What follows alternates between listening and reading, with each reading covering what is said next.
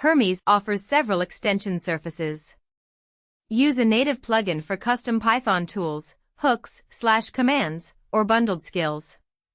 Use MCP when an external server already exposes tools.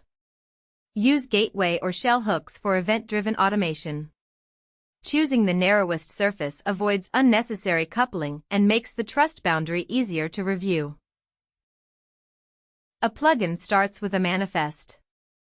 Declare its name, version, description, provided tools, and hooks. If a tool needs credentials, list the required environment variables so Hermes disables the plugin clearly when they are missing. Keep secrets in the profile environment, never in schemas, source code, or portable MCP data. The schema is the model-facing contract, so its description must state exactly when the tool applies and what parameters it accepts. The handler should receive an argument dictionary, accept forward-compatible keyword arguments, catch operational errors, and always return a JSON-string. Predictable boundaries are easier to test and safer to compose.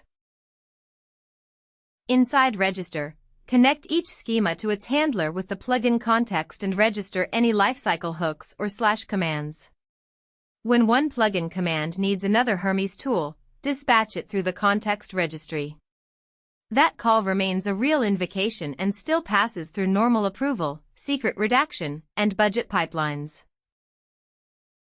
Install, list, and explicitly enable the plugin, then start a fresh Hermes process so discovery and tool schemas are stable for the session.